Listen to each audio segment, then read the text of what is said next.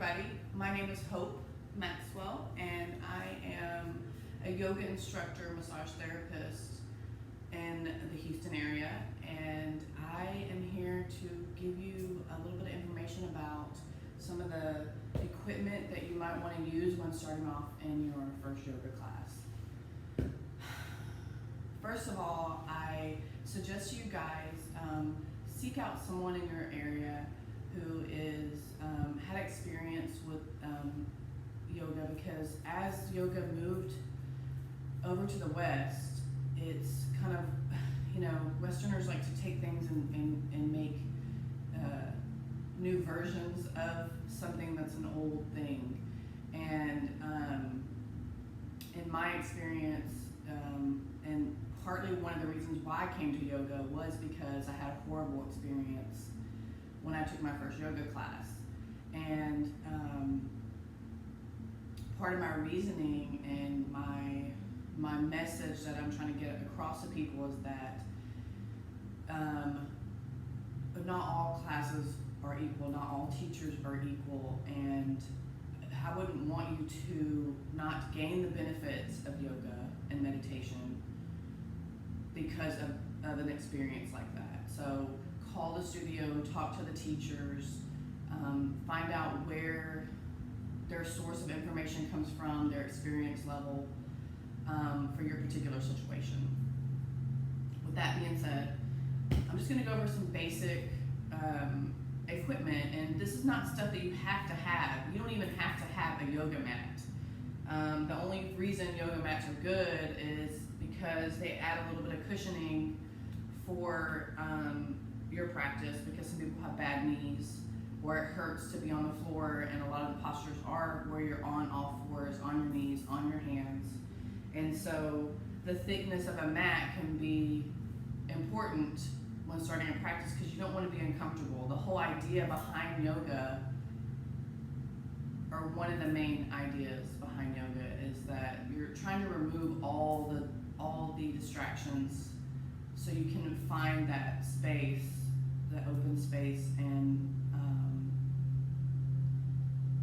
tap into that breath very easily. Tap into the linking of the breath to the body, and then that's how you can more easily go into a meditative state. Okay, so and with all of these things that I'm going to show you, there are lots of choices from very high levels to very low levels, but to me, I just find something that works for me. So I'm a touchy-feely, I want to touch it, I want to feel it, so I'm not going to give out brand names or anything. This is just basic equipment, and like I said, you don't even have to have any of this to start, just a floor. One of the other things about a yoga mat is that it's a little bit sticky, not like to the point where you can't lift your feet off of it, but it creates traction. So if you are trying to start on a blanket or something like that, you might be slipping in some of the postures, and you don't want to fall. That's what we're trying to prevent. We're trying to gain balance. So anyways, thickness of mat matters. There's all different sizes. There's this is, I think, a 4 millimeter. I'll show you another one.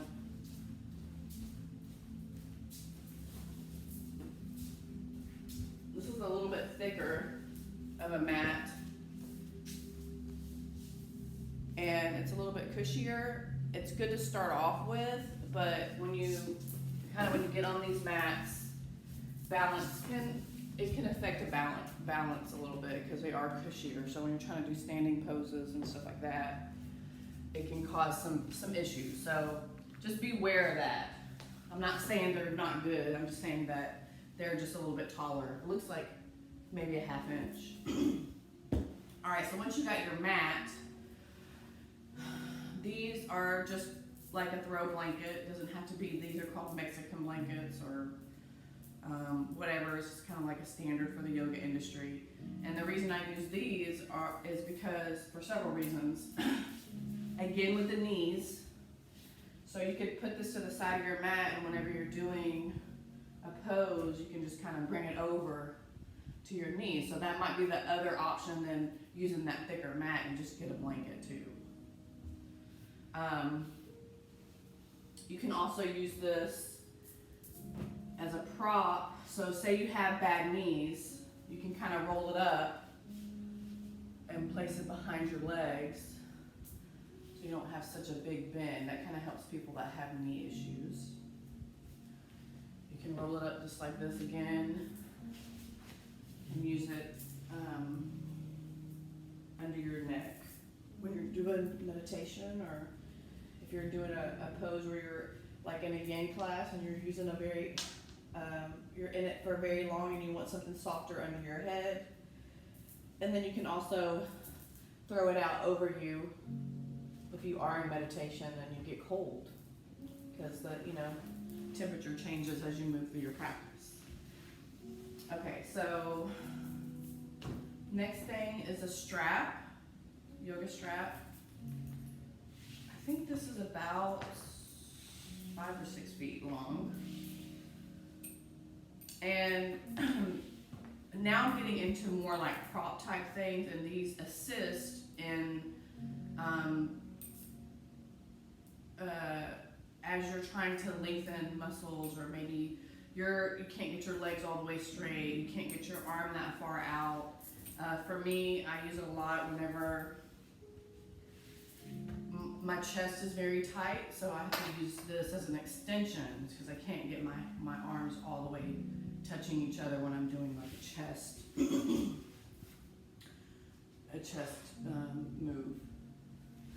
Okay, so, and I'm gonna do a whole class on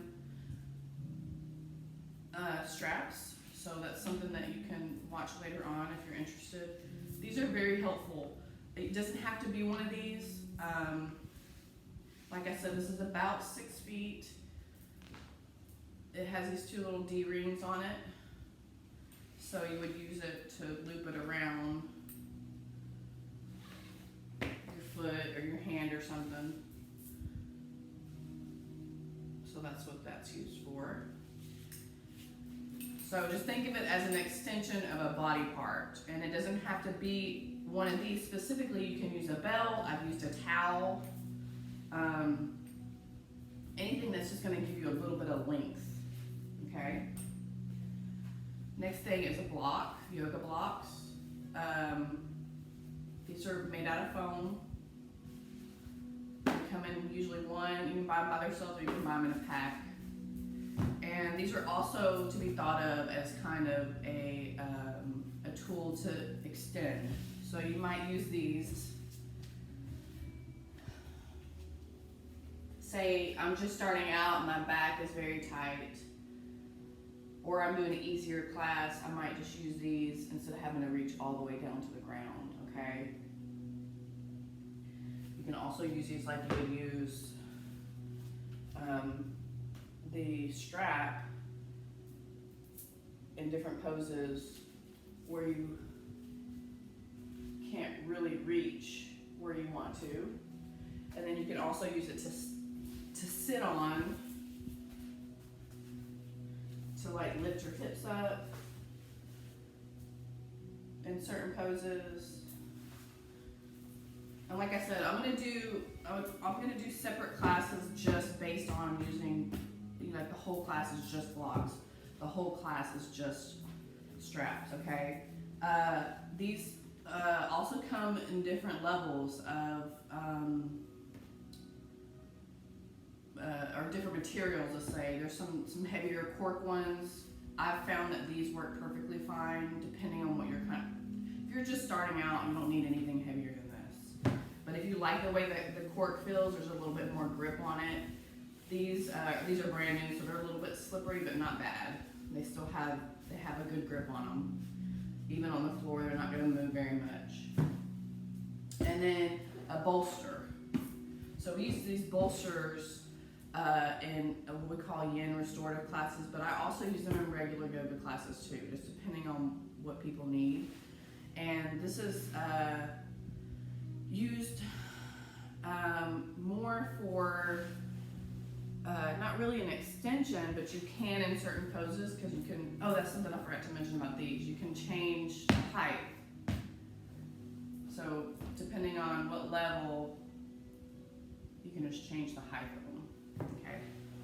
So for these, it's more like cushiony. It's more like a pillow. You might use it in a more restorative pose, just to kind of relax over onto. It's got a softer surface. Also used for lifting the hips during meditation, because this like helps you sit longer when your hips are elevated.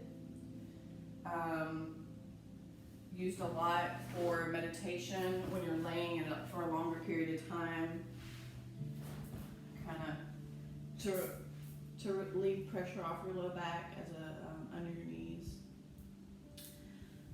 So there's lots of things that you can use these things for.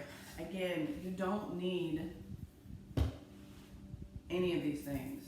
I'm a big proponent for not having to need anything to actually perform yoga or do yoga. Because yoga can be done anywhere, and I've proven that.